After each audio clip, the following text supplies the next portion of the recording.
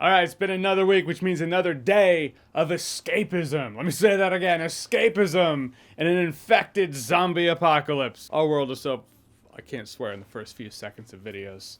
Algorithm and all. So I'm gonna give you a fair spoiler warning. I'm gonna talk about things that happened in episode 6 of The Last of Us. This episode jumps 3 months after Joel and Ellie have licked their emotional wounds after last week's tragedy. Well, last week to us, 3 months to them. But that 3-month time jump brings us to what looks like winter. Winter in the game takes place after the events of this episode, as it relates to the game anyway. And that's why I was like, wait a minute, did we skip? Are we not going to have that arc with Ellie that I really like? The arc, I think is a very important chapter of her life. But again, the show does a really good job at keeping people who have played the game on their toes, to kind of shake it up a bit to where you don't feel like you're just watching the motions play out. Long story short, they run across some folks on horses. They have this dog. It's like, all right, the dog is going to sniff you out. If the dog senses anything, if the dog smells anything that is any fungus, dog is going to find a new chew toy called you. Let the games begin. That was actually a really intense scene. You're like, it's gonna, Ellie's not technically, like her body fights it off, but it's, you're scared, Joel's scared. You're kind of more scared because he looks scared. You're like, dude, you're supposed to be The Rock. What are you doing? Not The Rock as in the actor, but the concept. You're supposed to be the anchor. You're supposed to be the one we all get behind. You're our tank, man. Don't look freaked out. Turns out it's all good. It's all fine. They go to the town, and that's where Joel's brother Tommy is. They give each other a big hug. You know, it's like they have tension. But I like that it shows that. It's like, dude, zombie apocalypse. You can have beef with your brother. You can also give him a really big hug because you're glad he's alive. You thought he might have been dead at this point. They're a community of communists. Their words, not mine. Joel seems very uncomfortable with the whole thing.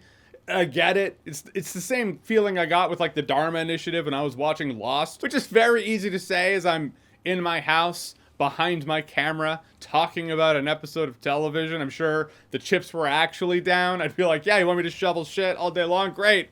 Thank you for the food and the shelter. Things are very easy to say until you're there, but I totally get Joel's apprehension. I get why he doesn't feel comfortable in this setting because he's made it on his own out there for so long. It's like, I don't know if I want a boss. That's not the only reason. That's a surface level apprehension with him. It's actually Pedro Pascal and Bella Ramsey had a couple of great emotional scenes in here. Great monologuing, emotional, heavy dialoguing. When Pedro Pascal's talking with Tommy and he's like, I'm not the one to take her on this mission. You know, it shouldn't be me, it should be you. But I get it. The dude sees a girl there, it reminds him of his daughter. He's like, he can't bear the thought of losing a daughter again. On the other hand, Ellie can't stand the concept of being abandoned by a father figure who is Joel. So it's like that concept was always in this show, but this is the episode that's like, it's front and center. They're coming face to face with these emotions. They're coming face to face with the concept of we can either deny this reality entirely or we can accept it and proceed accordingly. But in that scene where Joel is spilling his heart and basically pleading to not